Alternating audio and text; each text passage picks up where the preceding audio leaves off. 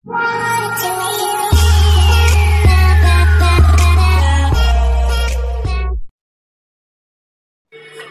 sa video na to mga ka-kids ay pwede tayong kumita ng libreng pera sa GCash. Magkakaroon tayo ng 20 pesos dito pag nag-register tayo. So para makapag-register ka dito, ilagay mo yung mobile number mo, yung makikita mo na numbers, ilagay mo sa CAPTCHA at gumawa ka na rin ng password. Pindutin mo na rin tong register.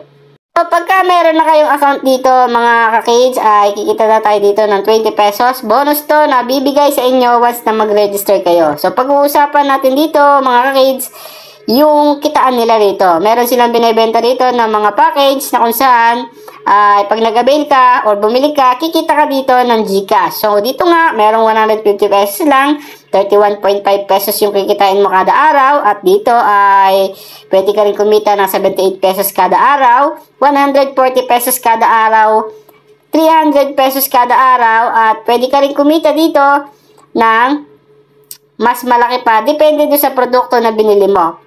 For example, mga kids, nag-avail ka ng produkto na worth 1,000 pesos, pindutin mo lang yan at mapupunta ka na dito sa recharge button nila na kung saan mag-avail ka rito kung magkano yung i-deposit mo. At sa GCash ka magbabayad. Simple lang naman mag-avail dito, basta may laman lang yung inyong GCash, so makakapag-avail ka na rito. Ayan. At tingnan nyo na rin mga ka-kids yung kanilang information dito kung paano kumita. For example, nag-avail kayo dito ng 1,000 pesos, makikita nyo yung daily profits dito, 300 pesos. Yan yung kikitain mo at mapipayout mo kada araw. Yung total profits mo sa loob ng 300 days ay 90,000 pesos. Ayan. So, ang maganda nga dito mga ka-kids ay araw-araw tayo makapag-payout.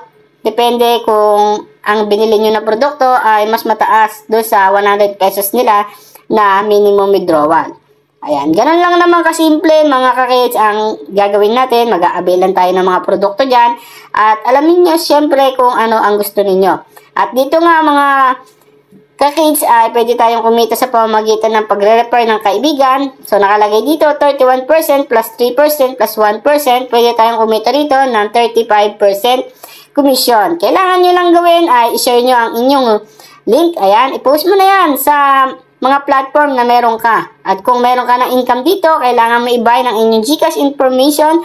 Lagay mo yung GCash name, GCash number, at syempre, select mo yung GCash. Pindutin mo itong submit at makakapag-payout ka na rito. Pindutin mo itong withdraw kung meron ka ng 100 pesos dito mga ka-kids. At 5 beses kada isang araw ka pwede makapag-payout dito.